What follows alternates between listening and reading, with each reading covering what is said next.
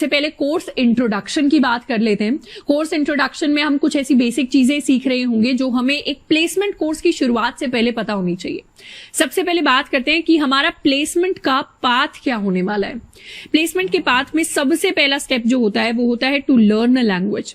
अब usually India के अंदर प्लेसमेंट्स के लिए 3 लैंग्वेज प्रेफर की जाती है। एक होती है हमारी जावा, एक होती है C++ और एक होती है पाइथन। इन तीनों के अंदर ही हमें data structures and algorithms practice करने होते हैं। अब पाइथन इतनी ज्यादा मैं आपको एडवाइस नहीं करूंगी, बाकी आप जाकर कर सकते हैं, क्योंकि Python is slow as compare to Java and C++। इसके अलावा यहां पर आपको काफी सारी चीजें इनबिल्ट मिल जाती हैं, तो फिर वो जो बेसिक से चीजें हमें सीखनी होती हैं, जो इंटरव्यूअर हमसे कभी भी पूछ सकता है, उसकी लर्निंग जो है इतनी ज्यादा मुझे लगता है डेवलप नहीं हो पाती। इसीलिए इस कोर्स के अंदर हम जावा को सीख रहे होंगे। जावा पूरी की पूरी लैंग्वेज को हम सीखेंगे जितनी प्लेसमेंट के लिए जरूरी है। सेकंड स्टेप जिसकी हम बात करेंगे, सेकंड स्टेप होता है to learn data structures and algorithms. यानी जो भी लैंग्वेज आपने प्रेफर की उसके अंदर अब आप उसके टूल्स और उसकी टेक्निक्स के बारे में सीखने वाले हैं, जिनको यूज करके हम बहुत सारी प्रॉब्लम्स को सॉल्व करेंगे। तो ये स्टेप 1 एंड स्टेप 2 हम कवर कर रहे होंगे अपने लेक्चर्स के अंदर। उसके बाद आते हैं कुछ ऐसे प्लेसमेंट से रिलेटेड छोटी मोटी चीजें जिनको हम अपने लाइव सेशंस के अंदर कवर करेंगे, जैसे आपको किस तरीके के प्रोजेक्ट्स बनाने चाहिए कोडिंग करते साथ साथ। इसके अलावा आपको थ्योरी सब्जेक्ट्स कौन कौन से पढ़ने पड़ते हैं अपनी कोडिंग के साथ। ये इतने ज्यादा सब्जेक्ट्स नहीं होते, इनमें ज्यादा टाइम भी हमें नहीं लगेगा। करना क्या है, कुछ ऐसे सब्जेक्ट्स होते हैं जो कंप्यूटर साइंस IT स्टूडेंट्स को शुरुआत से ही सिखाए जाते हैं, उनके सिलेबस का पार्ट होते हैं।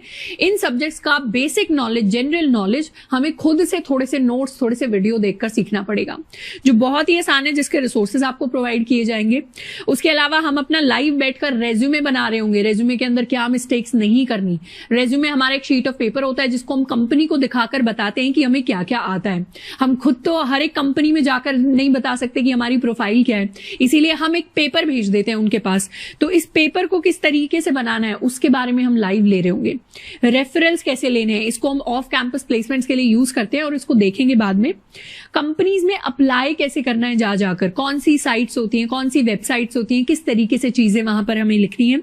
इसके साथ साथ अगर आपका शॉर्टलिस्टिंग हो जाता है रेज्यूमे का, तो उसके बाद इंटरव्यू है, तो इंटरव्यू को अप्रोच कैसे करना है, इंटरव्यू के लिए प्रिपेयर कैसे करना है, कौन सी मिस्टेक्स हैं जो वहां पर नहीं करनी और कौन सी चीजें हैं जो वहां पर बिल्कुल ही करके आनी है इंटरव्यू के अंदर। इन सारी स्पेशल चीजों के बारे में हम लाइव सेशंस ले रहे होंगे। मोटा मोटी अगर मैं इसको समराइज करूं तो इन तीनों चीजों का मिक्सचर जो हमें मिलने वाला है इस बैच के अंदर, उसके बाद आपके पास हर एक वो एडवांटेज होगी जो एक Tier 1 स्टूडेंट के पास होती है, जिनके पास करेक्ट गाइडेंस होती है अपनी सीनियर्स की। वो Tier 1 स्टूडेंट जो ऑफ कैंपस की तैयारी कर रहा है, जो अपने सीनियर से सारी चीजों के बारे में, सारे गड्ढों के बारे में गाइडेंस ले रहा है एंड सारी चीजें जो करनी चाहिए उनके बारे में गाइडेंस ले रहा है। इसके अलावा इस कोर्स में आगे बढ़ने से पहले मैं आपको बोलूंगी कि अगर किसी भी पॉइंट पर चीजें हार्ड होती हैं, आपको लगता है कि थोड़े से लॉजिक नहीं बन पा रहे हैं या एक ऐसा क्वेश्चन है जो फंस गया है, जो सॉल्व नहीं हो रहा है, तो एक चीज हमेशा याद रखनी है कि the harder you work the luckier you get. यानी आप जितना हार्ड वर्क अगले आने वाले कुछ महीनों के अंदर पुट इन कर रहे होंगे कोर्स को कंप्लीट करने में, अपने क्वेश्चंस को सॉल्व करने में, बाकी चीजों को करने में, उतना ज्यादा आपको लगेगा कि आपकी लकीली किसी अच्छी कंपनी में प्लेसमेंट लग गई या लकीली किसी अच्छी कंपनी में आपकी इंटर्नशिप लग गई। वो आपका लक नहीं होता, वो एक्चुअली आपका हार्डवर्क होता है, जो शायद उस टाइम पर आपको ना दिखे जब आप वो हार्डवर्क पुट इन कर रहे हैं, पर उस टाइम पर दिखेगा जब आपकी जो ड्रीम्स हैं उनको आप रियलाइज करते हुए देखेंगे।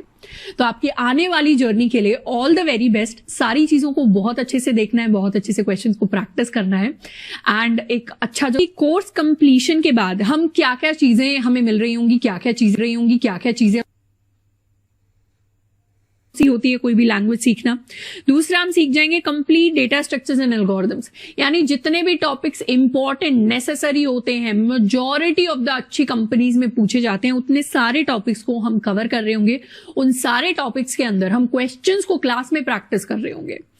इसके अलावा आपको क्वेश्चन प्रैक्टिस मिलेगी सारे टॉपिक्स के ऊपर and guidance about next steps. यानी सिर्फ कोडिंग तक नहीं रहती एक सॉफ्टवेयर इंजीनियर की जर्नी, एक सॉफ्टवेयर इंजीनियर की जर्नी सिर्फ प्लेसमेंट तक भी नहीं रहती। इनफैक्ट आप रेज्यूमे जो बनाते हैं उसको प्लेसमेंट के बाद भी आप अपडेटेड करते रहते हैं, कंपनी शिफ्ट करते रहते हैं। तो सारे जितने भी आपके नेक्स्ट स्टेप्स रहेंगे DSA सीखने के बाद, जावा सीखने के बाद, उन सब के बारे में आपको अपने आने वाले स्टेप्स को लेना है। करें मतलब अपने कंप्यूटर में, अपने लैपटॉप के अंदर हमें क्या क्या इंस्टॉल करना है। कोड एडिटर के लिए मैंने अपने पूरे कोड में इस्तेमाल। अब इंस्टॉलेशन की बात करें मतलब अपने कंप्यूटर में, अपने लैपटॉप के अंदर हमें क्या क्या इंस्टॉल करना है। कोड एडिटर के लिए मैंने अपने पूरे कोड में इस्तेमाल किया है विजुअल स्टूडियो कोड का। ये माइक्रोसॉफ्ट का कोड एडिटर है जो मल्टीपल लैंग्वेजेस को रन कर सकता है। मतलब आप इसी को सेम कोड एडिटर के अंदर जावा भी लिख सकते हैं, C++ भी लिख सकते हैं, पाइथन भी लिख सकते हैं, HTML भी लिख सकते हैं, जावास्क्रिप्ट भी लिख सकते हैं, काफी सारी चीजें लिख सकते हैं। इसीलिए मैंने VS कोड का यूज किया है। ये कंप्लीटली फ्री टू यूज है, ना इसके लिए आपको कोई लाइसेंस खरीदना पड़ता, ना कोई की खरीदनी पड़ेगी। आप सिंपली इंटरनेट पर जाकर इसको डाउनलोड कर सकते हैं। इसको डाउनलोड करने की इंफॉर्मेशन आपको मिली है, साथ के साथ कुछ हेल्पफुल वीडियोस के लिंक भी आपको दिए हुए होंगे। अब आप जिस भी मशीन पर हैं, अगर आप विंडोज यूज कर रहे हैं, लिनक्स यूज कर रहे हैं, मैक यूज कर रहे हैं, उस हिसाब से आप अपने सिस्टम में इसको डाउनलोड कर सकते हैं। इसके अलावा और भी फेमस कोड एडिटर्स हैं जावा को लिखने के लिए। काफी लोग इक्लिप्स का यूज करते हैं, काफी लोग इंटेलिजे नाम के कोड एडिटर का यूज करते हैं, एंड और भी बहुत सारे हैं। इनफैक्ट ऑनलाइन एडिटर्स भी हैं जिनमें आपको चीजें इंस्टॉल नहीं करनी पड़ती, सिंपली एक लिंक खोलना पड़ता है। अब ये सिर्फ आपके ऊपर डिपेंड करता है कि आप इनमें से कौन सा इंस्टॉल करना चाहते हैं। हो सकता है कॉलेज के लिए आपने ऑलरेडी एक्लिप्स या इंटेलिजे या कुछ और इंस्टॉल कर लिया हो और आप चाहते हैं उसी पर कंटिन्यू करना, तो उसमें आपको कोई परेशानी नहीं आएगी। आप चाहते हैं तो उसी कोड एडिटर पर कंटिन्यू कर सकते हैं। बाकी मैंने विजुअल स्टूडियो कोड इंस्टॉल किया है। अगर आप बिल्कुल फ्रेश बिगिनर हैं तो कोशिश करिए आप भी यही कर लें ताकि थोड़ा सा इंटरफेस सेम दिखे। सेकेंड चीज जो आपको इंस्टॉल करनी है वो है जावा डेवलपमेंट किट। ये एक किट है, जैसे मेडिकल किट होती है जिसके अंदर फर्स्ट एड का सामान होता है, काफी सारी आपका गॉज होता है, पट्टी वगैरह होती है, बैंड एड होती है, बीटाडीन वगैरह होती है। उसी तरीके से हमारी जावा की एक किट होती है जिसमें कुछ हेल्पफुल टूल्स होते हैं। इन टूल्स की हेल्प से हम जावा को रन कर पाते हैं, उसको एग्जीक्यूट कर पाते हैं, अपने कोड को चला पाते हैं अपने सिस्टम के ऊपर। तो इसको भी डाउनलोड करके इंस्टॉल करके सेटअप करने के इंस्ट्रक्शंस आपको दिए हुए हैं। तो अब हम शुरुआत करने वाले हैं अपनी कोडिंग जर्नी की। इस कोडिंग जर्नी के अंदर हमें दो चीजों को जरूर याद रखना है। सबसे पहली चीज, the harder you work the luckier you get. अगर किसी भी पॉइंट पर आपको ऐसा लगता है कि आपके दोस्त आपसे बेटर सीख रहे हैं या कोई और हमसे आगे निकल रहा है, तो अपने आप को पहले तो कंपेयर नहीं करना दूसरों से, और हमेशा ये हम अपने दिमाग में रखना है कि जितना हम हार्ड वर्क करेंगे उतना हम ज्यादा लकी होंगे। अपॉर्चुनिटीज बस वेट करती हैं लाइफ के अंदर। हो सकता है एक हमसे मिस हो जाए, दूसरे में दोस्त का नंबर लग जाए, हमारा नहीं लगे, पर तीसरी अपॉर्चुनिटी को हम तभी ग्रैब कर पाएंगे जब हमने हार्ड वर्क पुट इन किया होगा। एंड सेकेंड चीज जिसके साथ मैं आपको लीव करूंगी वो है to solve your own problems. ये कोर्स आपको गाइड करने के लिए बनाया गया है। इसमें काफी ज्यादा लेक्चर्स हैं जो आपको बहुत सारे कॉन्सेप्ट सिखाएंगे, पर कोडिंग के अंदर काफी सारी ऐसी चीजें होती हैं जो कोई किसी को नहीं सिखा सकता, जो सिर्फ टाइम ही हमें सिखा सकता है, और टाइम भी तभी सिखाएगा जब हम अपनी प्रॉब्लम्स को खुद सॉल्व करेंगे। तो हमेशा इस माइंडसेट के साथ चीजों को सीखना है कि अपनी प्रॉब्लम्स को मैं खुद ही सॉल्व करूंगा, खुद ही देखूंगा कहां से कैसे सॉल्व होती है। क्योंकि ऐसा नहीं है कि हम एक बिगिनर है तो हमें कोई बहुत नई प्रॉब्लम एनकाउंटर करेंगे। हमारी जो प्रॉब्लम्स हैं वो इन जनरल बहुत सारे स्टूडेंट्स के सवाल होते हैं, तो कहीं ना कहीं उसका सॉल्यूशन हमें मिलेगा ही जरूर। तो solve your own problems, be independent, have a coder mindset, have a problem solving mindset, and all the best for your future coding journey की जिसका नाम है flow charts and pseudo codes. अब ये जो चैप्टर है ये कंप्लीटली ऑप्शनल है, यानी अगर स्कूल के अंदर, कॉलेज के अंदर हमने थोड़ा बहुत कोड करके देख रखा है और हमें पता है कि वेरिएबल्स जैसी चीजें कैसे काम करती हैं, इफ एल्स जैसी चीजें कैसे काम करती हैं, और हमें पता है कि ये जो पूरा का पूरा लॉजिक है इसको हम कोड में कैसे कन्वर्ट कर सकते हैं, तो हम इस चैप्टर को कंप्लीटली स्किप कर सकते हैं। इस चैप्टर के अंदर हम कोई एक्चुअल कोडिंग नहीं करेंगे, बल्कि इस चैप्टर के अंदर हम एक माइंडसेट बनाना सीखेंगे कि कैसे रियल लाइफ की जो प्रॉब्लम्स होती हैं, जैसी प्रॉब्लम्स हम कोडिंग के अंदर सॉल्व करेंगे, उन प्रॉब्लम्स के सॉल्यूशंस हम कैसे अपने दिमाग से बना के सोच सकते हैं। हर प्रॉब्लम का एक सॉल्यूशन क्रिएट होता है, तो सॉल्यूशन को कैसे क्रिएट करना है, उसके क्या क्या लॉजिकल स्टेप्स होंगे, वो सब हम इस चैप्टर के अंदर सीख रहे होंगे। तो इस चैप्टर को करने के लिए हमें एक लैपटॉप की जरूरत नहीं है, क्योंकि हम कुछ कोड नहीं कर रहे होंगे, बल्कि हमें एक पेपर और एक पेन की जरूरत है। इस चैप्टर के अंदर हम बहुत सारे डायग्राम्स बनाएंगे, कुछ कुछ सॉल्यूशंस लिखकर देखेंगे, तो उनको बनाकर खुद से प्रैक्टिस जरूर करना है। इनफैक्ट मैं एडवाइस करूंगी कि जैसे जैसे एक दो प्रॉब्लम्स के बाद जो भी हम प्रॉब्लम सॉल्व करने वाले हैं, उसमें प्रॉब्लम के डिस्कशन के बाद एक बार वीडियो को पॉज करना है, उसके बाद क्या करना है, खुद से सॉल्यूशन करके देखना है, खुद से किया हुआ सॉल्यूशन फिर वीडियो के सॉल्यूशन के साथ मैच करना है। तो शुरुआत करते हैं अपने फर्स्ट चैप्टर की। सबसे पहले बात करते हैं फ्लो चार्ट्स की। फ्लो चार्ट्स क्या होते हैं? फ्लो चार्ट्स होते हैं हमारे डायग्राम्स ये डायग्राम्स होते हैं सॉल्यूशंस के। कौन से सॉल्यूशंस के? जो किसी प्रॉब्लम का सॉल्यूशन हम बनाएंगे, उसी सॉल्यूशन को हम एक डायग्राम की फॉर्म में रिप्रेजेंट करेंगे, जिस डायग्राम को हम कहते हैं फ्लो चार्ट। अब जब भी हम लॉजिकली किसी भी प्रॉब्लम का कोई भी सॉल्यूशन लिखते हैं, सॉल्यूशन को लिखने के लिए हम सबसे पहले क्या करते हैं? सबसे पहले हम उसे स्मॉल पार्ट्स के अंदर डिवाइड करेंगे। उसके बाद क्या करेंगे? उन पार्ट्स को हम लॉजिकली अरेंज करेंगे। कोई भी प्रॉब्लम होती है, उसका सॉल्यूशन लिखने के लिए सबसे पहले उसको छोटे छोटे टुकड़ों में हम बांट सकते हैं। उसके बाद उन टुकड़ों में से कौन सा काम हमें पहले करना है, कौन सा छोटा काम हमें बाद में करना है, वो होता है उनका लॉजिकल अरेंजमेंट।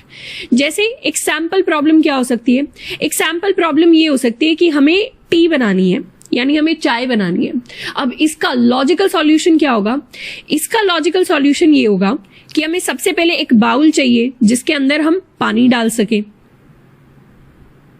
यानी एक पतीला जिसके अंदर हमने पानी डाल लिया। उसके बाद हम क्या करेंगे? उसके बाद हम अपना गैस स्टोव ऑन करने वाले हैं। हमने अपनी गैस को ऑन कर लिया। उसके बाद हमने उस पतीले के अंदर क्या ऐड कर दिया? एक तो चीनी ऐड कर दी, चाय पत्ती ऐड कर दी, एंड उसके साथ साथ ऐड कर दिया हमने दूध। फिर हमने क्या किया? फिर हमने उसको बॉईल होने दिया, और जैसे ही वो फाइनली बॉईल हो गया, मतलब हमारा सॉल्यूशन कंप्लीट हो गया है। जैसे ही सॉल्यूशन कंप्लीट हो जाता है, हम उसके नीचे लिख देते हैं एग्जिट, और जैसे ही हमें सॉल्यूशन शुरू करना होता है, उसके ऊपर हम लिख देते हैं स्टार्ट। तो ये हमने चाय बनाने का एक सॉल्यूशन निकाला है। सॉल्यूशन शुरू हो रहा है स्टार्ट के साथ। पहला स्टेप है कि हम बाउल ले रहे हैं, पतीला ले रहे हैं पानी के साथ। उसके बाद हमने गैस स्टोव के ऊपर उसको रख दिया और ऑन कर दिया गैस स्टोव को। उसके बाद उसमें हमने चीनी डाली, चाय पत्ती डाली, दूध डाला। उसके बाद हमने उसको बॉईल कर दिया, यानी कंप्लीटली उबाल दिया। जैसे ही चाय बन गई, हमने क्या किया? एग्जिट कर दिया। यहाँ पे एक और स्टेप डाल सकते हैं कि हम गैस स्टोव को ऑफ कर देंगे। तो ये जो एग्जाम्पल है, इसमें हमने देखा कि हर जो सॉल्यूशन है उसको हम छोटे पार्ट्स में डिवाइड कर सकते हैं, और फिर उन छोटे पार्ट्स को हम लॉजिकली अरेंज करते हैं, कौन सा ऊपर आएगा, कौन सा नीचे आएगा। जैसे ये जो बॉईल करने वाला पार्ट है, ये बॉईल करने से पहले, उबालने से पहले हमें गैस स्टोव को ऑन तो करना ही पड़ेगा। साथ के साथ हमें क्या करना पड़ेगा? उसमें मिल्क, टी लीव्स, शुगर, पानी, ये सब चीजें हमें डालनी पड़ेगी। उसके बाद ही हम फाइनली जो अपने इंग्रेडिएंट्स बने हैं बाउल के अंदर, उसको बॉईल कर सकते हैं। तो इस तरीके से हर प्रॉब्लम के अंदर एक लॉजिकल स्टेप होता है जिसको हमें फॉलो करना होता है, एंड तभी हमारी प्रॉब्लम एफिशिएंटली सॉल्व हो पाती है। अब इस सॉल्यूशन को तो हमने बहुत रैंडमली ऐसे दिखाया है, बट इसको दिखाने का एक प्रॉपर तरीका होता है, जो होते हैं हमारे फ्लो चार्ट्स। अब ये फ्लो चार्ट्स, ये डायग्राम्स क्या है? अब फ्लो चार्ट्स को बनाने से पहले उनके हमें कुछ कंपोनेंट्स के बारे में सीखना पड़ेगा। अब ये फ्लो चार्ट्स, ये डायग्राम्स क्या है? ये वैसे साइंस बुक जैसे मतलब एनिमल्स के या ट्रीज के डायग्राम नहीं है। इनके अंदर डायग्राम बनाने के लिए हम शेप्स का इस्तेमाल करेंगे। तो डिफरेंट डिफरेंट शेप्स के अलग अलग मीनिंग होते हैं फ्लो चार्ट्स के अंदर, एंड उन्हीं शेप्स को हम एक्सप्लोर कर रहे होंगे। सबसे पहली शेप जिसकी हम बात करेंगे वो है एक ओवल या अंडाकार शेप। इसके अंदर अगर हमने स्टार्ट लिख दिया, तो मतलब ये हमारा स्टार्टिंग पॉइंट हो जाएगा हमारे सॉल्यूशन का। ये जो कंपोनेंट्स हैं, ये सारे के सारे बिल्डिंग ब्लॉक्स हैं हमारे फ्लो चार्ट्स के लिए।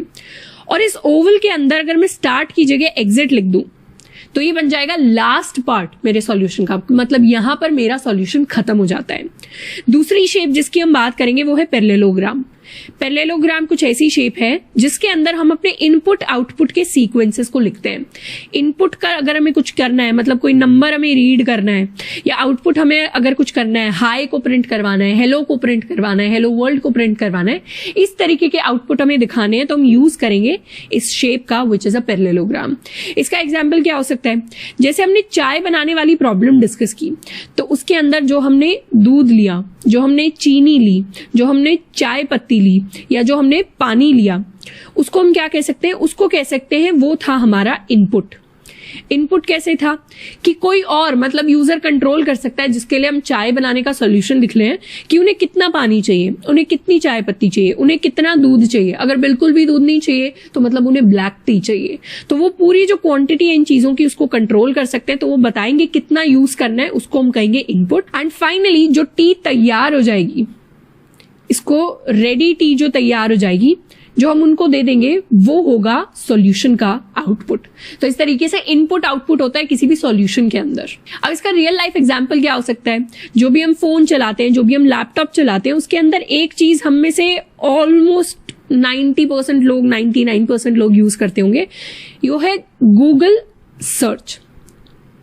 अब गूगल सर्च के अंदर हम क्या करते हैं, गूगल सर्च के अंदर हम कोई भी वर्ड को टाइप कर देते हैं और गूगल सर्च क्या करके देता है हमें, गूगल सर्च हमें उसका मीनिंग रिटर्न करके देता है। तो एक तरीके से गूगल सर्च का भी अपना कुछ कोड होगा। इस कोड को हम कह सकते हैं कि ये सॉल्यूशन होगा एक प्रॉब्लम का।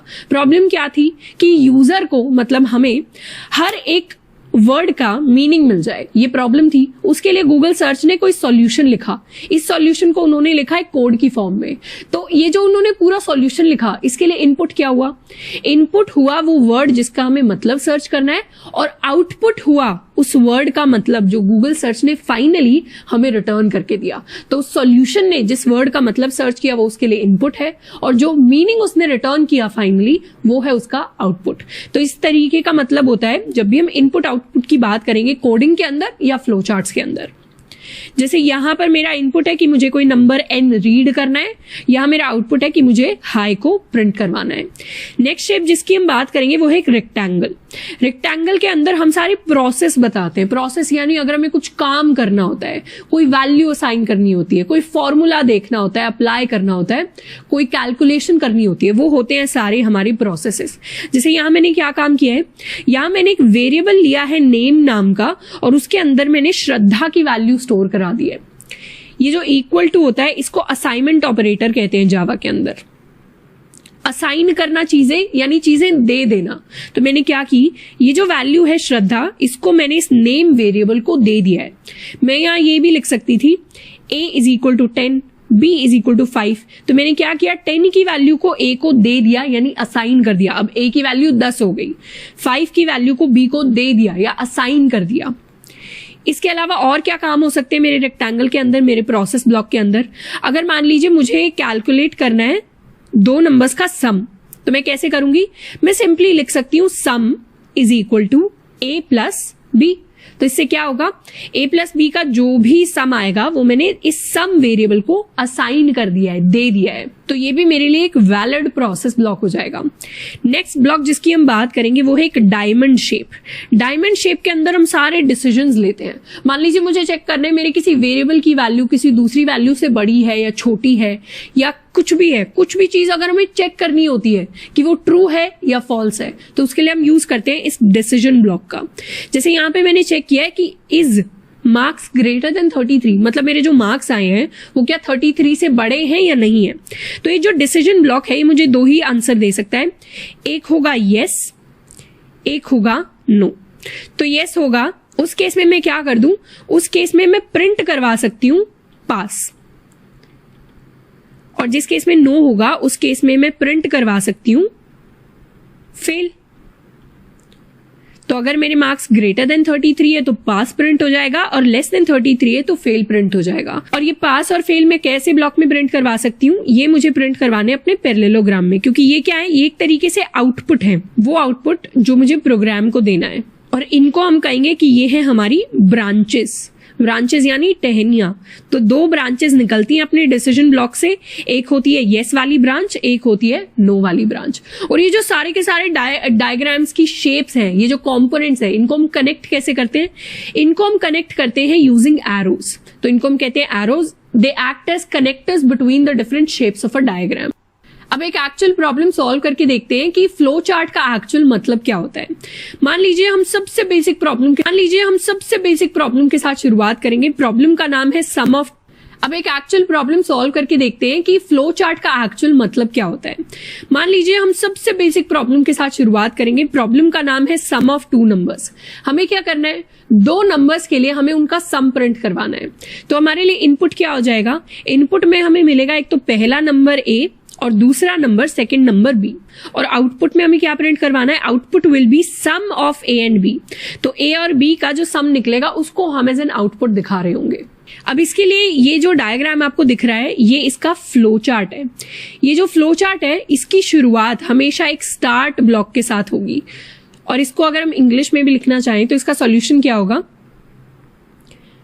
पहला स्टेप होगा कि हम स्टार्ट कर रहे हैं। जैसे ही हमने स्टार्ट किया उसके बाद आता है हमारा दूसरा स्टेप। दूसरे स्टेप में हम क्या करेंगे, दूसरे स्टेप में सबसे पहले हमें इनपुट लेना पड़ेगा ए और बी की वैल्यूज को। अगर हमारे प्रोग्राम को पता ही नहीं ए और बी क्या है तो फिर हम उनका सम कैसे निकालेंगे, तो इसीलिए हमें इनपुट लेना पड़ेगा ए एंड बी को। इसको अगर हम स्टेप्स में लिखना चाहे तो हम कह सकते हैं number 2 is input numbers A and B। फिर आता है मेरा तीसरा स्टेप। एक बार मेरे पास A और B आ गए, अब मैं क्या कर सकती हूँ लॉजिकली, अब मैं इनका सम कैलकुलेट कर सकती हूँ। तो मैंने एक तीसरा वेरिएबल बनाया, sum is equal to A plus b. And ये जो शेप आप नोटिस करेंगे, this is a rectangle shape, यानी हमारे प्रोसेस की शेप, प्रोसेस हो रहा है, कुछ कैलकुलेशन हो रही है, कुछ काम हो रहा है यहाँ पर। तो A और B का जो सम है वो कैलकुलेट होकर हमारे सम के अंदर स्टोर हो जाएगा। इसको हम कैसे लिख सकते हैं? इसको हम लिख सकते हैं calculate sum is equal to A plus b. चौथा स्टेप क्या होगा? एक बार सम कैलकुलेट हो गया तो उसके बाद हम प्रिंट करवा सकते हैं अपने सम को। कैसे प्रिंट करवाएंगे? पैरेललोग्राम बनाकर। ये प्रिंट करवाने का मतलब है कि हम कुछ आउटपुट दिखा रहे हैं यूजर को। यूजर ने हमें क्या दिए? A और B। यूजर बेसिकली वो व्यक्ति होता है जो हमारा प्रोग्राम रन कर रहा है। वो प्रोग्राम रन कर रहा है, हमने कोई प्रोग्राम, कोई सोल्यूशन लिखा है जो यूजफुल है, तो ये वो प्रोग्राम सोल्यूशन है जिसके अंदर यूजर ने A और B दिए और हमने उसका सम जो है प्रिंट करवा दिया। तो अपने सॉल्यूशन के अंदर चौथा स्टेप हम लिख सकते हैं प्रिंट सम। एंड एक बार हमने सम प्रिंट करवा दिया, मतलब हमने सम ऑफ 2 नंबर्स कैलकुलेट कर लिया, तो पूरा हमारा सॉल्यूशन कंप्लीट हो गया है। और लास्ट में हम सिंपली क्या करेंगे? लिख देंगे एग्जिट। तो 5th स्टेप होगा एग्जिट। तो ये जो हमने पूरा का पूरा डायग्राम बनाया, इसको हम कहते हैं फ्लो चार्ट। और इस डायग्राम के लिए जो इंग्लिश में हमने पूरे के पूरे सॉल्यूशन को दोबारा से लिखा, इस पूरी चीज को हम कहते हैं अपना सूडो कोड। सूडो कोड यानी नकली कोड। सूडो का मतलब इंग्लिश में होता है नकली या ऑल्टरनेट, एंड कोड। तो ये जो चीज है ये एक्चुअली जावा का कोड नहीं है, ये इंग्लिश में हमने सारे के सारे सॉल्यूशन को लिखा है। पर अगर मुझे इसको जावा में कन्वर्ट करना होता या C++ में कन्वर्ट करना होता या पाइथन में कन्वर्ट करना होता, तो लॉजिकली मैं पहले प्रोग्राम को स्टार्ट ही करती हमेशा, उसके बाद इनपुट ही लेती है और बी को, उसके बाद कैलकुलेट करती सम और उसको प्रिंट करवाती। यही सारे स्टेप्स होते हैं। सूडो कोड किसी एक पर्टिकुलर लैंग्वेज में नहीं होता। इसी सूडो कोड को हम जावा में भी लिख सकते हैं, इसी सूडो कोड को हम C++ में भी लिख सकते हैं, इसी सूडो कोड को मैं जावास्क्रिप्ट में भी लिख सकती हूँ। तो अपने सारे प्रॉब्लम्स के लिए हम फ्लो चार्ट को एनालाइज करेंगे और उसका सूडो कोड करेंगे। इसमें हम कैलकुलेट करने वाले सिंपल इंटरेस्ट को। अब बचपन के अंदर 7th 8th क्लास के अंदर हमने सीखा था कि सिंपल इंटरेस्ट क्या होता है। मैं थोड़ा सा रिवाइज करवा देती हूँ क्योंकि फ्रैंकली मुझे भी कभी कभार याद नहीं रहती जो चीजें बचपन में सीखी थी। सबसे पहले तो हमें क्या दिया जाता है? एक प्रिंसिपल अमाउंट दी जाती है। प्रिंसिपल अमाउंट, इसको हम कह देते हैं P। उसके अलावा हमें रेट दिया जाता है कि अमाउंट पे 12% के रेट से, 10% के रेट से, 7% के रेट से, इस हिसाब से हमें इंटरेस्ट कैलकुलेट करना है। और तीसरा हमें दिया जाता है कितने टाइम के लिए हमें कैलकुलेट करना है, विच इज T, कि 2 साल के लिए रेट इतना है, प्रिंसिपल अमाउंट इतनी है, आप बताओ कि सिंपल इंटरेस्ट कितना होगा। तो PRT अगर हमें गिवन हो तो सिंपल इंटरेस्ट का फॉर्मूला होता है P multiplied by R multiplied by T divided by 100। ये सिंपल सा फॉर्मूला होता है। इंटरव्यू में वैसे इतनी सिंपल प्रॉब्लम्स नहीं आती है जिनके हम फ्लो चार्ट्स बना रहे हैं, लेकिन अगर कभी कभार मान लीजिए फन के लिए या किसी दोस्त ने पूछ लिया है, कहीं भी आप इजी लेवल के प्रॉब्लम्स प्रैक्टिस कर रहे हैं, वहां पे कहीं पूछ लिया, तो कभी भी ऐसा नहीं होगा कि आपको सिंपल इंटरेस्ट का फॉर्मूला आता है या नहीं आता है, उसके ऊपर आपको जज किया जाएगा। ऐसा नहीं है। अगर इंटरव्यू के अंदर कभी भी आपसे ऐसी कोई प्रॉब्लम पूछ, इंटरेस्ट का फॉर्मूला नहीं आता या फिर हमें A+B का होल स्क्वायर नहीं याद आ रहा, ये बहुत बेसिक है बट मैं वैसे ही बता रही हूँ, इसके एक्सट्रीम एग्जाम्पल्स भी हो सकते हैं। अगर किसी चीज का हमें फॉर्मूला नहीं याद आ रहा, जिसका कोड से कोई लेना देना नहीं है, वो मैथ वाली चीज है, तो हम अपने इंटरव्यूअर से पूछ सकते हैं कि मुझे इसका फॉर्मूला बता दो, फिर मैं कोड को जावा में लिख दूंगा। मुझे जावा में लिखने से प्रॉब्लम नहीं है, मुझे बस बचपन के फॉर्मूले याद नहीं है। तो उसमें कोई हिचकने वाली, कोई प्रॉब्लम वाली बात नहीं है, कोई इंटरव्यूअर आपको जज नहीं करेगा। उसी तरीके से PRT का फॉर्मूला ये होता है सिंपल इंटरेस्ट कैलकुलेट करने के लिए। अब इस सवाल के अंदर हमें क्या दिया होगा? इनपुट में हमें दिया होगा एक प्रिंसिपल अमाउंट P, एक रेट R और एक टाइम T। और आउटपुट में हमें क्या दिखाना है? आउटपुट में हमें दिखानी है सिंपल इंटरेस्ट की वैल्यू, मतलब PRT डिवाइडेड बाय 100। तो हमें हमारा इनपुट क्लियर है, हमें हमारा आउटपुट क्लियर है। किसी भी प्रॉब्लम को सॉल्व करने से पहले सबसे पहले हमेशा क्लियर कर लो कि उसका इनपुट क्या होने वाला है, उसका आउटपुट क्या होने वाला है। ऐसे जब हम करेंगे तो हमें पता होगा कि इनपुट क्लियर हो गया है तो पहले तो इनपुट ही होगा, उसके बाद कुछ काम करना होगा मुझे, फिर आउटपुट करना होगा। तो जो अपना हम लॉजिकल सारा दिमाग है वो सिर्फ उस काम में हम लगाएंगे, इनपुट आउटपुट अगर हमें क्लियर होंगे तो। अब इसका फ्लो चार्ट क्या है? इसका फ्लो चार्ट में सबसे पहला स्टेप है हमारा स्टार्ट स्टेप। तो इसीलिए इसी सेम फ्लो चार्ट के लिए हम सूडो कोड भी लिख लेते हैं। सूडो कोड के अंदर हमारा फर्स्ट स्टेप होगा स्टार्ट। उसके बाद सेकंड स्टेप क्या है? सेकंड स्टेप है पैरेललोग्राम के अंदर इनपुट PRT यानी प्रिंसिपल रेट एंड टाइम। तो हम सेम चीज लिखेंगे, इनपुट प्रिंसिपल, इसको हम कह देंगे P, रेट इसको हम कह देंगे R and time which is T। तीसरा स्टेप है कुछ काम करना, तो उसके लिए यूज करेंगे हम अपने प्रोसेस ब्लॉक का। काम क्या कर रहे हैं? काम कर रहे हैं सिंपल इंटरेस्ट को कैलकुलेट करना। कैसे कैलकुलेट होता है? P multiplied by R multiplied by T, इन तीनों का पूरा मल्टीप्लीकेशन डिवाइडेड बाय 100। अब एक स्पेशल चीज, जावा के अंदर जो मल्टीप्लीकेशन साइन होता है वो ये छोटे वाला x नहीं होता मैथ वाला। मतलब मैथ में मुझे लिखना होगा AXB इस तरीके से कुछ, जावा के अंदर हम लिखते हैं A एस्टरिस्क B, यानी इस तरीके से क्रॉस बनाते हैं, बीच में एक लाइन लेके जाते हैं। ये होता है जावा के अंदर मल्टीप्लिकेशन का साइन। हम सूडो कोड में चाहें तो ये लिख सकते हैं, पर मैं आपको धीरे धीरे थोड़ा थोड़ा जावा से भी फेमिलियराइज करा रही हूँ यहाँ पे। तो मल्टीप्लिकेशन के लिए हम हमेशा ये लिखेंगे। डिवाइड सेम चीज को, इसी सेम स्टेप को हम यहाँ पे लिख लेते हैं सूडो कोड में, calculate simple interest SI is equal to P multiplied by R multiplied by T divided by 100।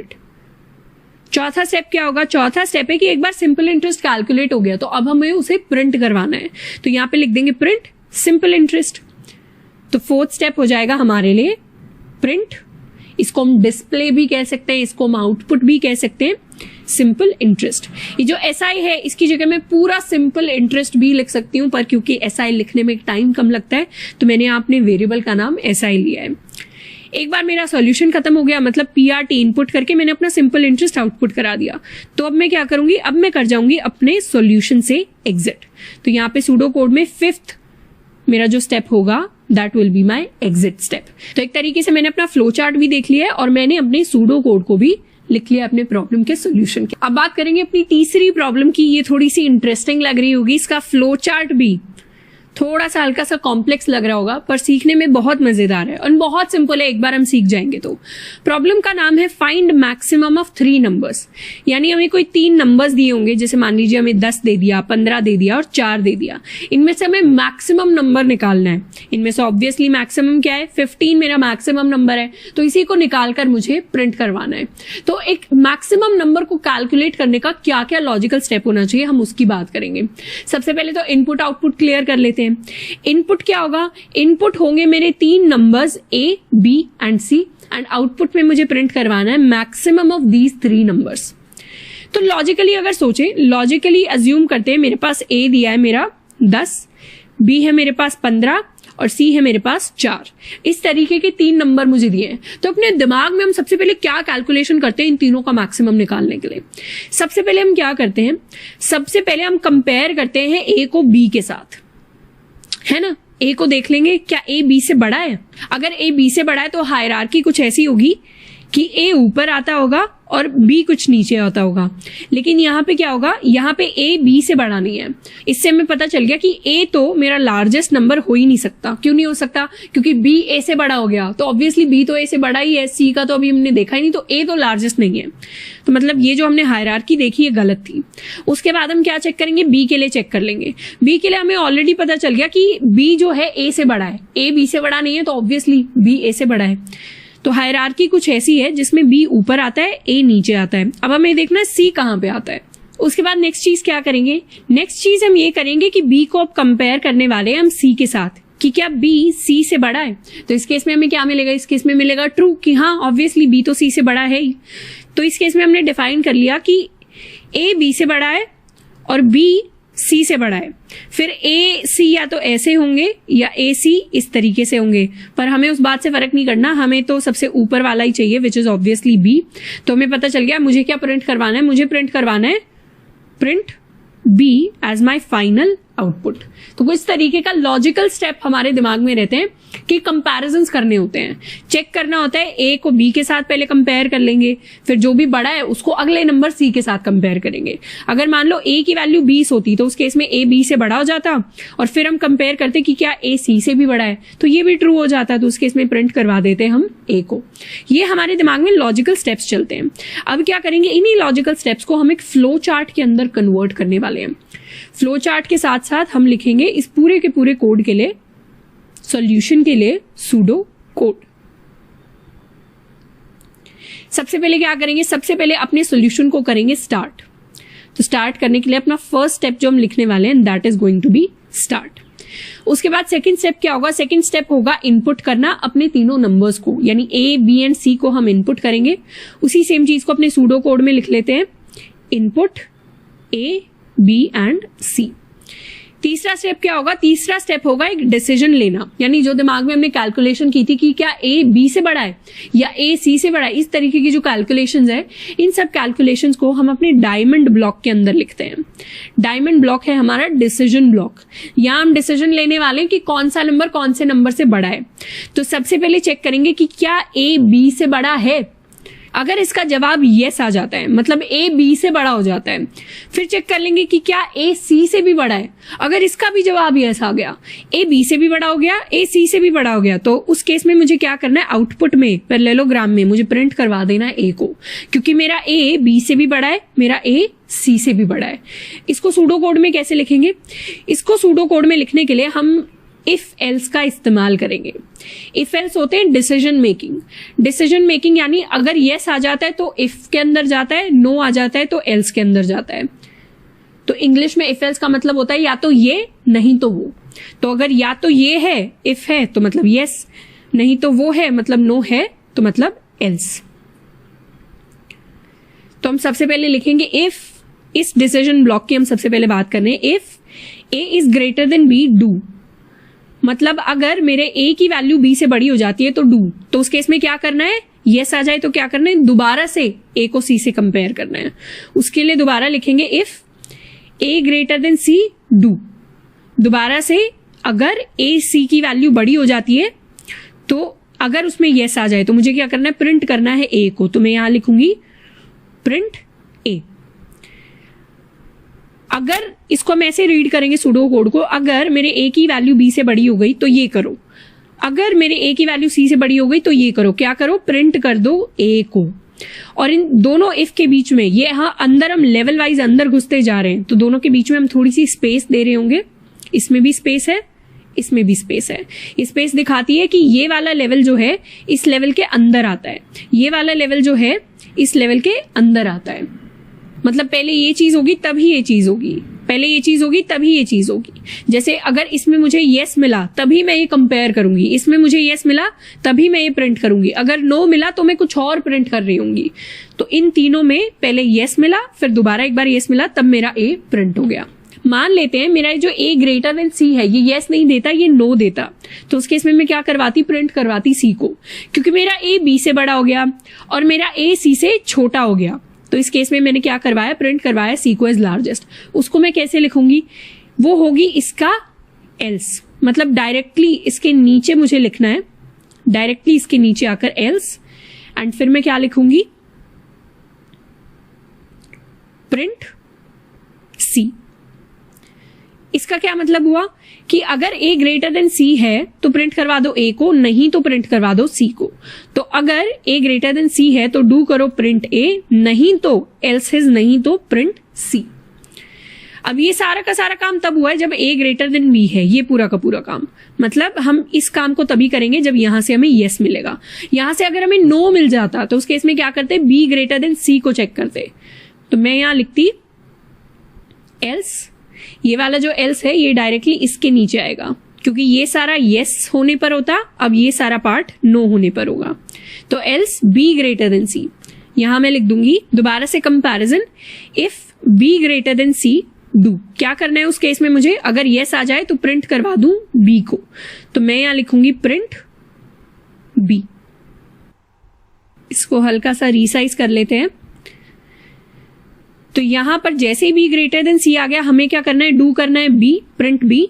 तो बी प्रिंट हो गया, और यही अगर मुझे नो दे देता तो मैं प्रिंट करवा देती सी को। तो नो वाली स्टेटमेंट क्या लिखनी है, डायरेक्टली इस इफ के नीचे, मतलब एल्स प्रिंट करवा दो सी को। और इसी में अब मेरा फोर्थ स्टेप क्या हो जाएगा, सूडो कोड का फोर्थ स्टेप होगा एग्जिट, यानी कंडीशंस के हिसाब से या तो ए प्रिंट हो जाएगा, सी प्रिंट हो जाएगा, या बी प्रिंट हो जाएगा, प्रिंट ए, सी और बी। और फोर्थ स्टेप क्या होगा, इन सब के प्रिंट होने के बाद हमेशा मेरे सॉल्यूशन से मुझे क्या करना है, मुझे करना है एग्जिट। तो ये होगा pseudo code maximum of 3 numbers find out करने के लिए, और ये होगा मेरा एक्चुअल फ्लो चार्ट जिसको यूज करके मैंने अपने तीनों नंबर्स को फाइंड आउट किया। एंड एक बार हमने कोड समझ लिया है कि कौन से डायरेक्शन में हमें जाना है, डिसीजन ब्लॉक से येस आ रहा है या नो आ रहा है डिपेंडिंग ऑन दैट, उसके बाद हमें क्लियर हो गया है कि हमारे दिमाग की जो डिसीजन मेकिंग है उसको फ्लो चार्ट में कैसे कन्वर्ट करना है, उसको सूडो कोड में कैसे कन्वर्ट करना है। एंड कोड में भी आप देखेंगे तो बिल्कुल सिमिलर तरीका होगा, यही सेम स्टेप्स, यही इफ एल्स कर करके हम अपने मैक्सिमम ऑफ 3 नंबर्स को फाइंड आउट करते हैं। नेक्स्ट सवाल जिसकी हम बात करें ये है to find if a number is prime और not. Prime numbers, composite number, ये सब हमने बचपन में सुना होगा। प्राइम नंबर क्या होता है, प्राइम नंबर वो नंबर होता है which is only divisible by 1 और द नंबर इटसेल्फ। जैसे 2 मेरा प्राइम नंबर है, 3 मेरा प्राइम नंबर है, 5 मेरा प्राइम नंबर है, 7 मेरा प्राइम नंबर है। 2 को मैं क्या लिख सकती हूँ, 1 मल्टीप्लाइड बाय 2 या 2 मल्टीप्लाइड बाय 1। तो 2 जो है या तो 1 से डिवाइड होकर रिमाइंडर 0 देगा, मतलब 1 से कंप्लीटली डिवाइड हो जाएगा, या 2 से कंप्लीटली डिवाइड हो जाएगा। 3 की अगर बात करूं तो 3 को लिख सकते हैं 1 मल्टीप्लाइड बाय 3 या 3 मल्टीप्लाइड बाय 1। तो 3 या तो 1 से कंप्लीटली डिवाइड होता है, 3 से कंप्लीटली डिवाइड होता है। 5 की अगर बात करूं तो 5 इज 1 इंटू 5, 5 इंटू 1, तो 5 1 से कंप्लीटली डिवाइड होता है, 5 से कंप्लीटली डिवाइड होता है। 7 की अगर बात करूं तो 7 इज 1 इंटू 7 और 7 इंटू 1, तो 7 मेरा 1 से कंप्लीटली डिवाइड होता है और 7 मेरा 7 से कंप्लीटली डिवाइड होता है। कंप्लीटली डिवाइड होने का मतलब है रिमाइंडर 0 देते हैं। तो ये जो मेरे नंबर्स हैं 2, 3, 5, 7, 11 लिख सकते हैं, 13 लिख सकते हैं, 17 लिख सकते हैं, ये सारे के सारे नंबर्स प्राइम नंबर्स कहलाते हैं। उसके बाद होते हैं मेरे दूसरे टाइप के नंबर्स जिनको हम कहते हैं non prime numbers. Non prime numbers हमेशा किसी और नंबर से डिविजिबल होते हैं। जैसे अगर मैं 6 का एग्जाम्पल लूं तो 6 इंटू 1 एंड 1 इंटू 6, तो 6 1 और 6 से तो कंप्लीटली डिवाइड हो ही जाता है, उसमें कोई शक नहीं है। पर 6 को हम ऑल्सो लिख सकते हैं 2 इंटू 3 या 3 इंटू 2, तो 6 मेरा 2 से भी कंप्लीटली डिवाइड होता है, 6 मेरा 3 से भी कंप्लीटली डिवाइड होता है। यानी ये 2 और 3 दो एक्स्ट्रा नंबर्स है जिनसे कंप्लीटली डिवाइड हो गया, डिवाइड होने के बाद इसने रिमाइंडर 0 दे दिया, इसीलिए 6 को मैं कहूंगी एक नॉट प्राइम नंबर या नॉन प्राइम नंबर। तो नॉन प्राइम नंबर्स की एक प्रॉपर्टी होती है, यहां से हमने एक छोटी सी प्रॉपर्टी निकाली। नॉन प्राइम नंबर्स की ये प्रॉपर्टी होती है कि 2 से n-1, अगर मैं n के लिए चेक कर रही हूं, n मेरा नॉन प्राइम नंबर है, तो 2 से लेकर n-1 तक के लिए कोई ना कोई ऐसा डिवाइजर एग्जिस्ट करेगा जो n को कंप्लीटली डिवाइड कर देगा। मतलब n डिवाइडेड बाय डिव जो है ये कंप्लीट डिवीजन होगा जिसमें मेरा रिमाइंडर 0 आ जाएगा। जैसे 6 के केस में 2 और 5 के बीच में क्या लाई करता है, एक तो 2 खुद लाई करता है, दूसरा 3 लाई करता है, तो 2 भी कंप्लीटली 6 को डिवाइड कर देता है, 3 भी कंप्लीटली 6 को डिवाइड कर देता है, इसीलिए 6 मेरा एक नॉन प्राइम नंबर है। तो प्राइम नंबर है या नहीं है उसके लिए मुझे सिंपली क्या करना है, मुझे 2 से लेकर n-1 तक के लिए चेक करना है कि कोई ऐसा नंबर इनके बीच में एग्जिस्ट करता है क्या, कोई ऐसा डिव है क्या जो कंप्लीटली डिवाइड करके मुझे रिमाइंडर 0 दे दे। अगर ऐसा कोई नंबर एग्जिस्ट करता है तो मेरा नंबर नॉन प्राइम हो जाएगा, ऐसा कोई नंबर एग्जिस्ट नहीं करता तो मेरा नंबर एक प्राइम नंबर हो जाएगा। ये सिंपल सा लॉजिक मुझे यूज करना है। लॉजिक में थोड़ा सा भी डाउट है तो एक बार हल्का सा रिवाइंड करना है, पीछे की 1-2 मिनट की कहानी दोबारा सुन लेनी है, बहुत अच्छे से क्लियर हो जाएगा। काम मेरा ये है 2 से n-1 तक चेक करना है मुझे कि क्या कोई ऐसा DIV डिवाइजर एग्जिस्ट करता है जो मेरे n को कंप्लीटली डिवाइड कर देगा। अगर एग्जिस्ट करता है तो वो नॉन प्राइम है, नहीं तो वो एक प्राइम नंबर है। अब एक और स्पेशल चीज, जावा के अंदर अगर हमें चेक करना हो कि एक नंबर दूसरे नंबर से डिवाइड करके, मतलब a डिवाइडेड बाय b, ये दोनों डिवाइड करके रिमाइंडर क्या देते हैं, तो उसके लिए एक स्पेशल ऑपरेटर होता है। हम लिख देते हैं a%b, इस परसेंटेज को रीड करते हैं एज मॉड्यूलो। तो मॉड्यूलो का मतलब होता है रिमाइंडर। तो हम हर बार क्या चेक कर लेंगे, हम हर बार चेक कर लेंगे a modulo b, a remainder b, is it equal to 0। जैसे मेरा नंबर जो n है उसका मॉड्यूलो किसी भी डिव के साथ, रिमाइंडर किसी भी डिव के साथ क्या 0 है? और आपने नोटिस की होगी एक चीज, अगर मुझे चेक करना होता है 0 है क्या, तो उसके लिए मैं यूज करती हूँ डबल इक्वल टू का। ये क्यों है डबल इक्वल टू, क्यों सिंगल इक्वल टू, क्यों नहीं, ये सब हम जावा के अंदर सीख रहे होंगे। अभी बस मान लेना है कि जावा के अंदर जब भी चेक करना होता है 2 नंबर्स इक्वल है क्या, मतलब इनका रिमाइंडर और 0 इक्वल है क्या, तो उसके लिए यूज करना है डबल इक्वल टू। तो इन बेसिक चीजों का ख्याल रखते हुए हम लिखने वाले हैं अब अपना सूडो कोड एंड बनाएंगे अपना फ्लो चार्ट। सबसे पहले अपना इनपुट आउटपुट क्लियर करते हैं। इनपुट क्या होने वाला है, मेरा नंबर n जिसके लिए मुझे बताना है कि वो प्राइम है या नहीं है, और आउटपुट में मुझे प्रिंट करवाना है प्राइम और नॉट प्राइम। तो प्राइम नंबर है तो प्राइम प्रिंट हो जाएगा, नॉट प्राइम नंबर है तो नॉट प्राइम प्रिंट हो जाएगा। अपने कोड की शुरुआत करेंगे, अपने फ्लो चार्ट की सॉल्यूशन की शुरुआत करेंगे स्टार्ट के साथ। तो सूडो कोड में भी क्या लिख देंगे, सूडो कोड में भी लिख देंगे स्टार्ट। उसके बाद सेकेंड स्टेप पे जाएंगे, इसमें हम इनपुट करेंगे अपना नंबर n। तो पैरेललोग्राम के अंदर इनपुट स्टेटमेंट क्या करेंगे, इनपुट n। तीसरा स्टेप मेरा क्या होगा, तीसरे स्टेप में एक वेरिएबल बना लेंगे डिव। ये डिवाइजर है जिसके साथ डिविजिबिलिटी हम चेक करने वाले हैं। डिव क्या है, डिव की वैल्यू 2 से लेकर n-1 तक जाने वाली है, यानी जब तक मेरा डिव n से छोटा है तब तक मुझे डिव को बढ़ाते रहना है। पहले 2 है, फिर 3 करना है, फिर 4 करना है, फिर 5 करना है, फिर 6 करना है। इसका मैं एक बेसिक एग्जांपल भी दे देती हूँ। जैसे अगर मेरे n की वैल्यू 9 है तो शुरुआत में मेरा जो डिव होगा दैट विल बी 2। अब 2 तो 9 को कंप्लीटली डिवाइड नहीं करता, क्योंकि 9 का अगर 2 के साथ मैं रिमाइंडर चेक करूं तो क्या होगा, it will be equal to 1। तो ये तो कंप्लीट डिविजिबिलिटी नहीं है, तो मुझे डिव को बढ़ाकर उसको 3 करना पड़ेगा। तो 9 modulo 3 will be equal to 0। इस केस में मुझे पता चलेगा कि एक नॉट प्राइम नंबर है, कि मेरा 9 एक नॉट प्राइम नंबर है। इसीलिए डिव की जो वैल्यू है इसको बढ़ा के मुझे 2 से लेकर तब तक बढ़ाना पड़ेगा जब तक मेरा डिव इक्वल टू n नहीं हो जाता। तो सबसे पहले मैंने एक वेरिएबल बनाया है लेट डिव इक्वल टू 2। इसकी वैल्यू को शुरुआत करी है मैंने 2 के साथ। यही सेम चीज अपने सूडो कोड में लिख लेते हैं। अब एक ऐसा वेरिएबल जिसकी वैल्यू बढ़ती जा रही है और वो कब रुकेगी, वो एक कंडीशन रीच करने पर रुकेगी। कौन सी कंडीशन रीच करने पर रुकेगी, इस वेरिएबल डिव की वैल्यू कब रुकेगी, पहले 2 होगी, फिर 3 होगी, फिर 4 होगी, फिर 5 होगी, तब रुकेगी जब ये n के इक्वल हो जाएगा। n-1 तक बढ़ेगी और n के इक्वल हो जाएगा तो रुक जाएगी। तो उसके लिए हम लिखते हैं अपने सूडो कोड के अंदर वाइल। वाइल का मतलब होता है जब तक एक वेरिएबल की वैल्यू बढ़ती जा रही है। वाइल का मतलब होता है इंग्लिश के अंदर जब तक। तो जब तक बढ़ती जा रही है, कब तक बढ़ती जा रही है, कब तक हमें उस वैल्यू को बढ़ाना है, हमें उस वैल्यू को बढ़ाना है जब तक मेरे डिव की वैल्यू लेस देन n है। जब तक डिव लेस देन n है, n-2 हो सकता है, n-1 हो सकता है, n-4 हो सकता है, n-8 हो सकता है, जब तक लेस देन n है तब तक उसको बढ़ाते जाना है। तो यहां हम लिख देंगे while div is less than. In fact इससे पहले हम एक थर्ड स्टेप में लिखेंगे let div is equal to 2, और अब चौथे स्टेप में लिखेंगे while div is less than n do. जब तक मेरे डिव की वैल्यू लेस देन n है तब तक मुझे कोई काम करना है। क्या काम करना है, यहां पे चेक हो गया कि डिव की वैल्यू लेस देन n है क्या, और अगर येस है तो मुझे क्या काम करना है, मुझे n को डिवाइड करके देखना है डिव के साथ और उसका रिमाइंडर चेक करना है कि क्या रिमाइंडर 0 है। अगर रिमाइंडर 0 आ गया कहीं भी तो क्या हो गया, मेरा नंबर हो गया नॉट प्राइम। जैसे ही नंबर नॉट प्राइम हो गया वैसे ही मैं एग्जिट कर जाऊंगी। क्या समझ में आया, डिव को मुझे चेक करना है n divided by div remainder में 0 देता है क्या। जैसे उसने 0 दे दिया मतलब नंबर नॉट प्राइम है, वैसे ही मैंने प्रिंट करवा दिया नॉट प्राइम। इसी सेम चीज को अब हम लिख देंगे सूडो कोड में। जब तक डिव लेस देन n है तब तक क्या करो,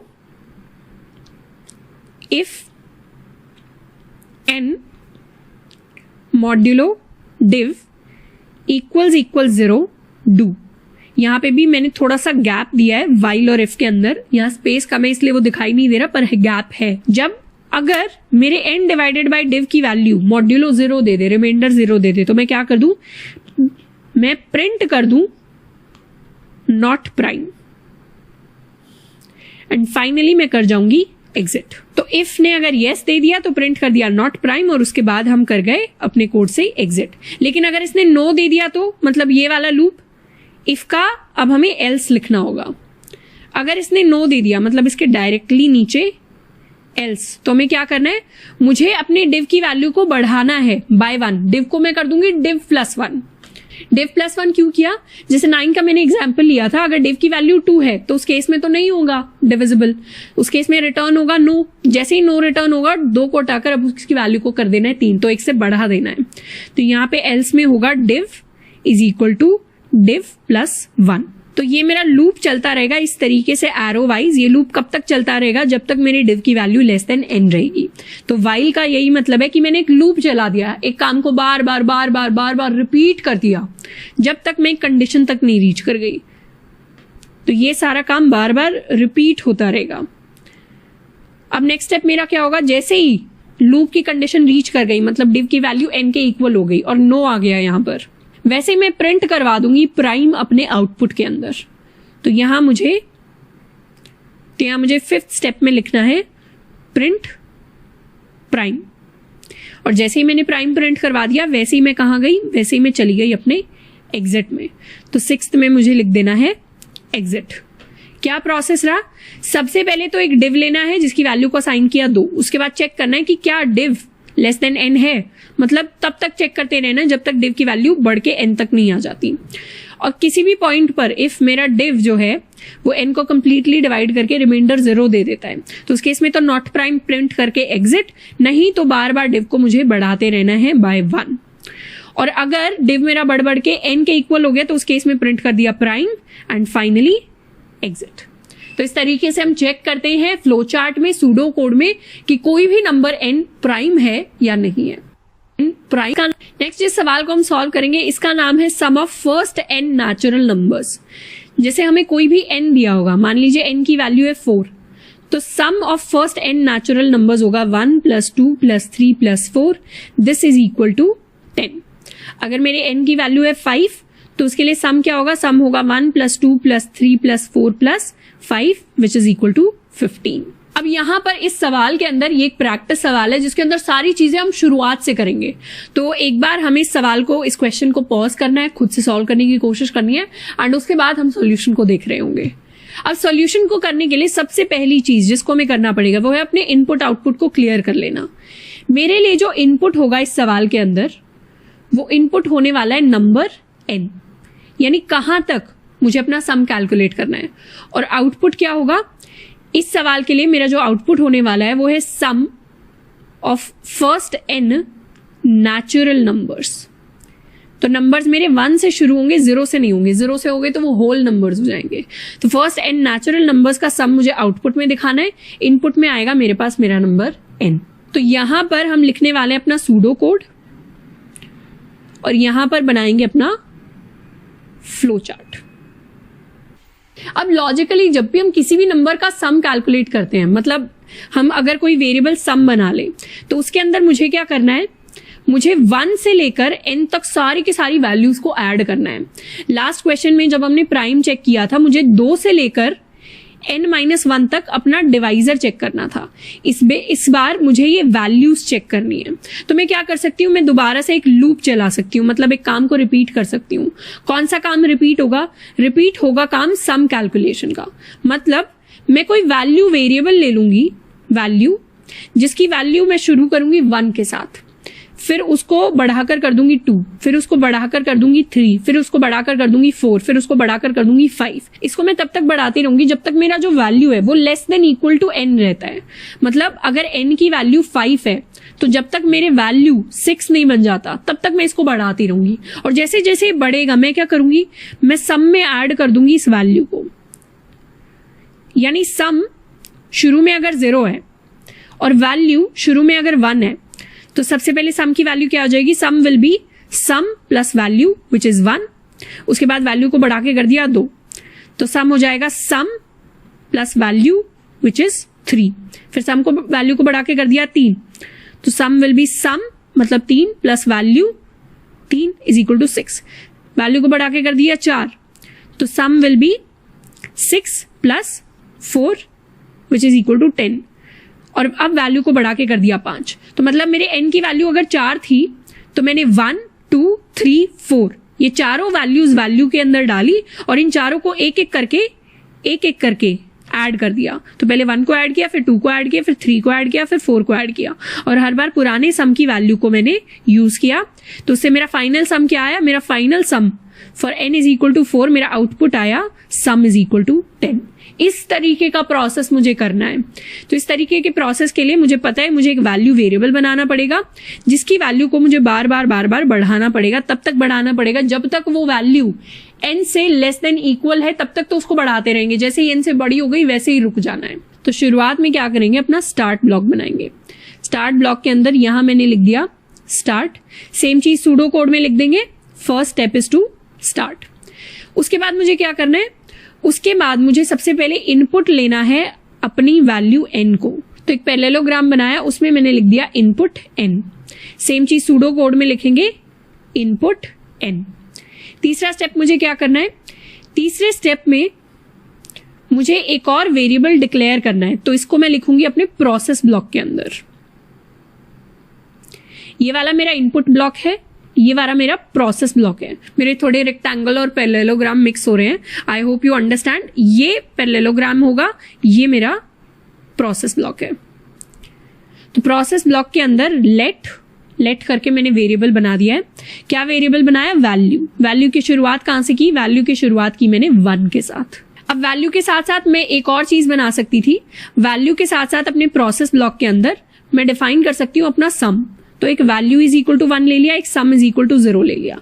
शुरुआत में सम की वैल्यू 0 है। इन दोनों को मैंने डाल दिया अपने प्रोसेस ब्लॉक के अंदर। सेम चीज मैंने कर दी अपने सूडो कोड के अंदर, let value is equal to 1 and sum is equal to 0। अब हर बार मुझे क्या करना है, हर बार मुझे अपनी वैल्यू को अपने सम के अंदर ऐड कर देना है।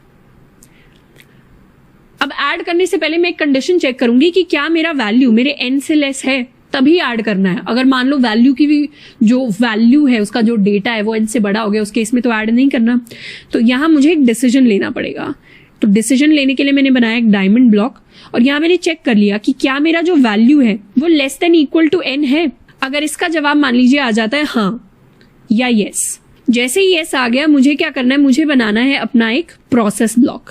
प्रोसेस ब्लॉक के अंदर क्या होगा, प्रोसेस ब्लॉक के अंदर मैं सम को बना दूंगी सम प्लस वैल्यू, एंड उसके साथ साथ वैल्यू को कर दूंगी इंक्रीज। तो वैल्यू हो जाएगा वैल्यू प्लस 1। वैल्यू को मैंने 1 से इंक्रीज कर दिया और उसको उस इंक्रीज करने से पहले सम के अंदर ऐड कर दिया।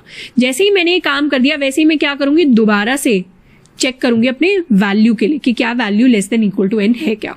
ये तो हो गई यस वाली कंडीशन। यस वाली कंडीशन में मैंने क्या किया, फोर्थ स्टेप, वाइल जब तक मेरा value is less than equal to n do. क्या करना है मुझे, सम को तो कर देना है सम प्लस वैल्यू, और वैल्यू को कर देना है वैल्यू प्लस 1। और अगर ये नो दे देती है कंडीशन, मतलब यहां पर इस डिसीजन ब्लॉक के अंदर एक तो मेरी यस वाली ब्रांच है, तो मेरी नो वाली ब्रांच क्या होगी, ये है मेरी नो वाली ब्रांच, जिसमें मेरा वैल्यू ग्रेटर देन n हो जाता है। जैसे ही वैल्यू ग्रेटर देन n हो गया, उस केस में मुझे क्या करना है, प्रिंट करवा देना है सम को। तो मैं आउटपुट वाला अपना पैरेललोग्राम बनाऊंगी और उसमें प्रिंट करवा दूंगी सम की वैल्यू को। तो यहां मैंने 5th स्टेप लिया, प्रिंट सम, और जैसे ही सम प्रिंट हो गया एक बार, उसके बाद लास्ट स्टेप मेरा होगा टू एग्जिट। तो अपना एग्जिट वाला मैंने ओवल बना लिया एंड यहां पे लिख दिया 6th स्टेप एज एग्जिट। इसको रिकैप कर लेते हैं। एक इनपुट वेरिएबल लिया n, उसके अलावा एक वैल्यू वेरिएबल लिया जिसकी शुरुआत करी 1 के साथ, और एक सम वेरिएबल लिया जिसकी शुरुआत करी 0 के साथ। वैल्यू को एक एक करके हम बढ़ाते रहेंगे। ये वैल्यू क्या है, ये बेसिकली हमारे नेचुरल नंबर्स है जो 1 से हम शुरू कर रहे हैं n तक लेकर जाएंगे। हर बार चेक कर लिया डिसीजन में कि क्या वैल्यू की वैल्यू का data less than equal to n है। अगर less than equal to n है तो सम में ऐड कर दो और वैल्यू को इंक्रीज कर दो। फिर दोबारा चेक कर लो, दोबारा लेस देन n है, सम में ऐड कर दो, वैल्यू को इंक्रीज कर दो। तो यहाँ एक लूप बन रहा है मेरी पूरी की पूरी एरोस का। ये काम रिपीट हो रहा है। क्योंकि काम रिपीट हो रहा है तो सूडो कोड में वाइल लिखेंगे। वाइल यानी जब तक मेरे वैल्यू की value less than equal to n है तब तक सम में वैल्यू ऐड कर दो, तब तक वैल्यू को प्लस कर दो बाय 1। एंड जैसे ये नो हो जाए, जैसे वैल्यू बढ़ बढ़ के n से बड़ी हो जाए, उस केस में प्रिंट कर दो अपने सम को एंड फाइनली कर जाओ अपने कोड से एग्जिट। तो इस तरीके से हम सूडो कोड लिखते हैं to find the sum of the first n natural numbers. तो आई होप कि pseudo codes and flow charts अभी तक हमें समझ आए होंगे। इसके अलावा कुछ प्रैक्टिस के लिए सवाल दिए हुए हैं, असाइनमेंट दिए हुए हैं, उनको हम सॉल्व कर सकते हैं। खुद से जितना हम प्रैक्टिस करेंगे कोडिंग के अंदर उतना चीजें हमें थोड़ा सा एक्स्ट्रा समझ में आएंगी। तो हमेशा कोशिश करनी है कि कहीं भी हम फंस जाएं, खुद से डिसीजंस लेने, प्रॉब्लम से बाहर निकलने के, कहीं पे फंस गए, कोई एरर आ रहा है, कोड रन नहीं करे अगर आगे वाली किसी भी क्लास में, तो उसको गूगल करके सर्च करना है। कहीं से असाइनमेंट के अंदर कुछ समझ नहीं आ रहा है तो सॉल्यूशन को देखकर उसको समझने की कोशिश करनी है।